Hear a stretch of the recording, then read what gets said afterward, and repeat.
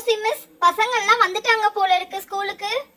ஆமா மிஸ், வந்துட்டாங்க பசங்கள்லாம். அவங்க பெஞ்சை பார்த்துட்டு அவங்களுக்கு ரொம்ப ஆச்சரியம். இன்னொன்னு என்னன்னா, யாரோ இந்த பெஞ்ச் எல்லாம் கலைச்சு கலைச்சு போட்டுட்டு போறாங்க மிஸ். அன்னைக்கு பாருங்களேன், கிளேவை ஃபுல்லா எல்லாம் பிச்சு போட்டுட்டு போயிருந்தாங்க. இன்னைக்கு எல்லாத்தையுமே கலைச்சு போட்டிருக்காங்க. இங்க பாருங்க, பிள்ளைங்க எல்லாம் ரொம்ப மனசு கஷ்டத்தோட உட்கார்ந்துருக்காங்க மிஸ்.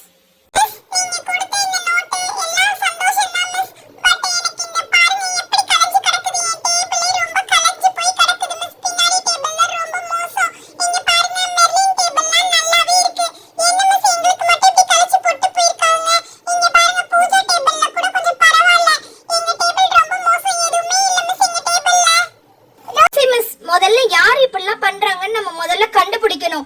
என்னன்னு முதல்ல நீங்க பாருங்க, சரியா? நானும் கிளாஸ் ரூம்குள்ள என்ட்ருனே ஒரு கீச்சு கீச்சுன்னு ஒரு சத்தம் வந்துச்சு மிஸ். ஆனா எனக்கு என்ன சத்தம்னு கண்டுபிடிக்கவே முடியல. ஒரு நாள் நம்ம கிளாஸ் ரூமுக்கு சிசிடிவி கேமரா தான் நம்ம பிரின்சிபல்கிட்ட சொல்லி வைக்க சொல்லணும். ஒன்னு நான் அதே பண்றேன், இருங்க மிஸ். இத நம்ம பிரின்சிபல் வரைக்கும் கொண்டு போக வேணாம் நான் நினைக்கிறேன். இங்க பாருங்க, இப்ப நம்ம இத கண்டுபிடிக்கலாம். நம்ம ஒரு 2 days வெயிட் பண்ணுவோம், யார் இந்த மாதிரி எல்லாம் செய்யறான்ட்டு. சரி மிஸ், நம்ம அப்படி பண்ணலாம். சரி பசங்களா, இப்ப எல்லாத்தையும் நீங்க கலைச்சு போட்டதெல்லாம் எடுத்து முதல்ல உங்க டேபிள்ல வைங்க. அதுக்கப்புறமாட்டி நம்ம கிளாஸ் ஸ்டார்ட் பண்ணலாம், ஓகேவா? அப்பா, என் டேபிள் ஒரு வழியா கிளீனா தான் இருக்கு. நான் எனக்கு என்ன வர வேண்டியது இருக்கு. இன்னும் சாக்பீஸ் எல்லாம் சாக்பீஸ் கூட இதுல தான் இருக்கு. இங்க பாருங்க, இவ டேபிள் தான் ரொம்ப மோசமா இருக்கு. பூஜா டேபிளும் பின்னாடி அக்பர் டேபிள் தான், ஒண்ணுமே இல்ல அக்பர் டேபிள் எல்லாம். சரி, அதெல்லாம் முதல்ல நம்ம எடுத்து வச்சிருவோம் இப்போ. சரிப்பா அக்பரு, நீ ஒன்னும் ஃபீல் பண்ணாத. நானே உனக்கு எல்லாத்தையுமே எடுத்து உனக்கு அரேஞ்ச் பண்ணி கொடுக்குறேன், சரியா? இங்க பாரு, இன்னும் உனக்கு என்ன வர வேண்டியது இருக்கு. ஒரு பிரவுன் ஷீட் வரணுமா? இரு, இங்க எடுத்து போட்டிருக்காங்க பாரு. யார் இந்த வேலையெல்லாம் செய்யறான்னு எனக்கு சுத்தமாவே புரியல. ஐயோ, இப்படி பிள்ளைங்க படிக்கிற கிளாஸ் இந்த மாதிரி கலைச்சு கலைச்சு போட்டு வைக்கிறாங்களே. இங்க பாரு, என் டஸ்டர் கூட எப்பவுமே நான் போர்ட் கிளீன் பண்ணிட்டு இந்த டஸ்டரை நான் இங்கேதான் வைப்பேன். இதை கூட எடுத்து வெளியில போட்டிருக்காங்க பாரு. ஐயோ, யார் தான் இப்படி பண்றாங்களோ. நம்ம இங்கேயே வச்சிடலாம். இங்க பாருங்களேன், அங்கெல்லாம் சாக்பீஸ் ஓரமா கிடக்குது. எல்லா பிள்ளைங்களுக்கும் அவங்க பொருளை எடுத்து வைப்போம். இவளுக்கு பாருங்க, இவளுக்கு ஒரு ஷீட் வரணும். அப்புறமாட்டி பின்னாடி இருக்கிற பாஷாக்கெல்லாம் லேமினேஷன் ஷீட்டே வரல, அவனுக்குலாம் எடுத்து வைப்போம். இங்க பாருங்க, இங்க ஒரு சாக் வரணும். இன்னும் வேற என்னென்னலாம் வர வேண்டியது இருக்கு. இங்கெல்லாம் கிடக்குது பாருங்க, உள்ளுக்குள்ளெல்லாம் எடுத்து போட்டு வச்சிருக்காங்க. ஐயோ பாவம். இந்தப்பா பாஷா, உனக்கு சாக் பீஸ் இதெல்லாம் வந்துருச்சு பத்தியா? இன்னும் லேமினேஷன் ஷீட் தானே வரணும். இந்தா, உனக்கு எல்லாமே வந்துருச்சு. ஐயோ, அக்பருக்கு ஒரு பொருள் மட்டும் குறையுதே. எந்த பொருள்னு தெரியலையே அக்பருக்கு. மிஸ், என் டேபிள்ல பாருங்களேன். இங்க பாருங்க, மெர்லின் கீழே இறங்கி தேட போயிருக்கா.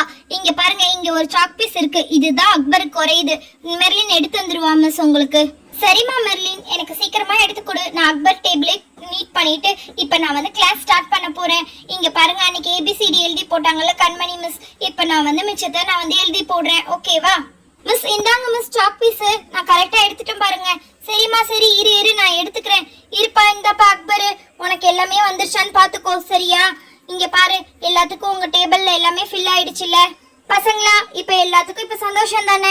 இப்ப நம்ம கிளாஸ் ஸ்டார்ட் பண்ண போலாமா? மிஸ், நீங்க உங்க கிளாஸ்க்கு போலாம். ஓகே மிஸ், நான் கிளம்புறேன்.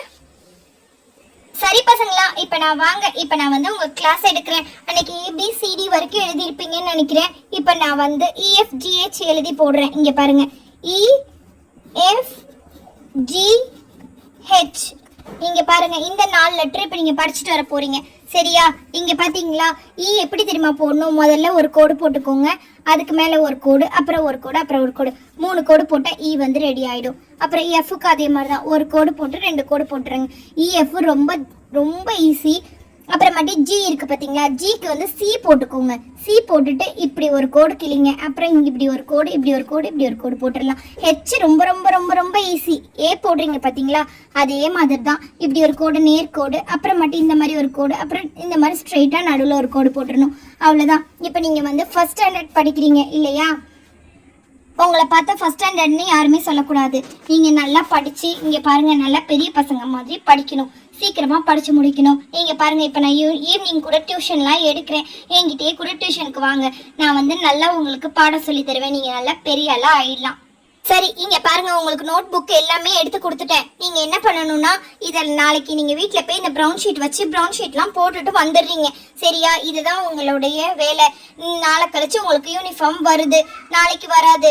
ஏன்னா நாளைக்கு வந்து லேட் ஆயிடும் நாளைக்கு உங்களுக்கு தர்றதுக்கு. நாளை கழிச்சு உங்களுக்கு யூனிஃபார்ம்லாம் தந்துடுறேன். நீங்க யூனிஃபார்மும் தச்சு போட்டுட்டு வந்துடணும். இங்க பாத்தீங்களா, இங்க சுஜி போட்டிருக்கா பாருங்க. இந்த மாதிரி தான் யூனிஃபார்ம் தைக்கணும். சூப்பரா போட்டிருக்காளா? இப்படியே அழகா தச்சு எடுத்து போட்டுட்டு வந்துடுங்க. ஓகேவா? இங்க பாருங்க, இன்னையோட கிளாஸ் முடியுது. நாளைக்கு உங்களை பார்க்கலாம். பாய் பாய் செல்ல குட்டீஸ். மறக்காம சப்ஸ்கிரைப் பண்ணிடுங்க.